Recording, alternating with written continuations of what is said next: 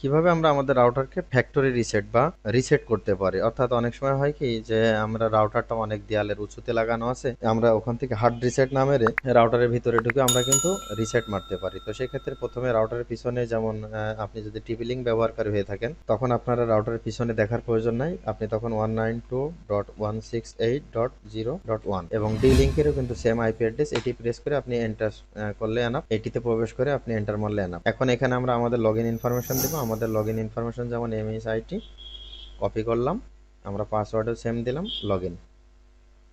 আচ্ছা, এখান থেকে আপনি এই যে লেফট সাইডে যে মেনু আমি দেখিয়ে দিচ্ছি, এখানে এসে এই যে সিস্টেম টুল, তো আমরা এখন সিস্টেম টুলে ক্লিক করলাম। এখান থেকে দেখুন একদম সরাসরি দেখা যাচ্ছে ফ্যাক্টরি ডিফল্ট, এখানে ক্লিক করলে কিন্তু রাউটারটা রিসেট করা সম্ভব, অর্থাৎ আমরা ফ্যাক্টরি ডিফল্টে ক্লিক করলাম। আচ্ছা, এখানে দেখুন এই যে রিস্টোর মেনু, এই রিস্টোর মেনুতে ক্লিক করলে কিন্তু রাউটারটা রিসেট হয়ে যাবে। তো আমরা এখন এই যে রিস্টোরে ক্লিক করলাম, ক্লিক করলে এখানে দেখুন একটা ইনফরমেশন দেখাচ্ছে যে all current configuration will be lost once the device is restored, would you like to continue, অর্থাৎ আপনি কি কন্টিনিউ করতে চান, সমস্ত তথ্য কিন্তু হারিয়ে যাবে। তো আমরা ওকেতে প্রেস করলাম।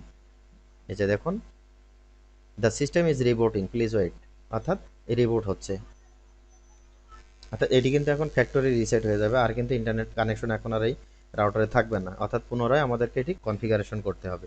তো এমনিভাবে আমরা আমাদের রাউটারকে ফ্যাক্টরি রিসেট বা রিসেট যেটাকে বলা হয় যে অনলাইন রিসেট আমরা মারতে পারি। তো ফ্যাক্টরি রিসেট বিষয়ে যদি কোনো প্রবলেম ফেস করে থাকেন তো আপনি কমেন্টস করবেন, আমি সমাধান করার চেষ্টা করব। So thank you so much.